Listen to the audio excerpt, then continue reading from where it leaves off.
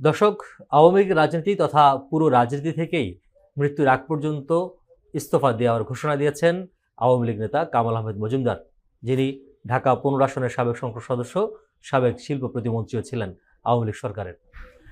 আজ কাফরুল থানা দায়ের করা একটি হত্যা মামলায় তাকে ঢাকা মুখ্য মহানগর হাকিমের আদালতে উপস্থাপন করা হয়। সেখানে তিনি আদালতের কাছে কিছু কথা বলতে চান এবং তিনি বলেন যে তার 76 বছর বয়স হয়েছে, এখন একটির পর একটি মামলায় কারাগারে হাজিরা দিতে দিতে তিনি অনেকটা কাহিল অবস্থা। সে কারণে তিনি বলছেন বাংলাদেশে রাজনীতি করার মতো কোনো পরিবেশ নেই, এমন অভিযোগ করে তিনি বলছেন রাজনীতি আর করবেন না এবং এমনকি আওয়ামী লীগের সাধারণ সদস্য পদ থেকেও তিনি ইস্তফা দেওয়ার ঘোষণা দেন এবং বলছেন মৃত্যুর আগ পর্যন্ত বাংলাদেশের কোনো ধরনের রাজনীতিতে তিনি আর জড়াবেন না।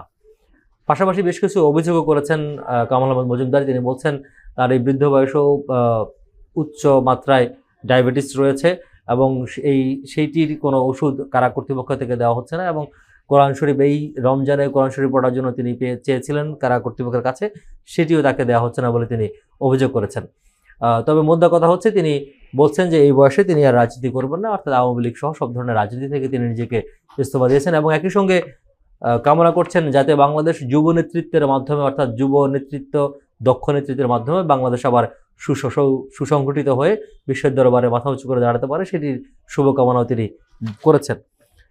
দর্শক, 19 জুলাই অর্থাৎ জুলাই আন্দোলনের যখন উত্তাল পুরো দেশ বৈষম্য বিরোধী আন্দোলনে, তখন 19 জুলাই ঢাকার মিরপুরের বিআরটিএর কার্যালয়ের পেছনে একটি গুলির ঘটনা ঘটে, অর্থাৎ সংঘর্ষের ঘটনা ঘটে। সেখানে আতিকুল ইসলাম নামের একজন ব্যক্তি গুলিবিদ্ধ হন। পরবর্তীতে হাসপাতালে নেওয়ার পর চিকিৎসক তাকে মৃত ঘোষণা করেন।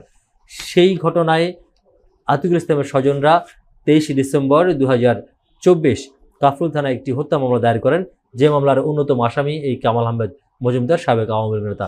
একই সঙ্গে এই মামলায় সাবেক আইজিপি চৌধুরী আব্দুল মামুন, সাবেক প্রধানমন্ত্রী শেখ হাসিনার বেসরকারি বিনিয়োগ বিষয়ক উপদেষ্টা সালমান এফ রহমান, সাবেক মন্ত্রী কামরুল ইসলাম এবং সাবেক আইজিপি শহীদুল হক সহ সাবেক আইনমন্ত্রী আনিসুল হক রয়েছেন এই মামলা আসামির তালিকায়।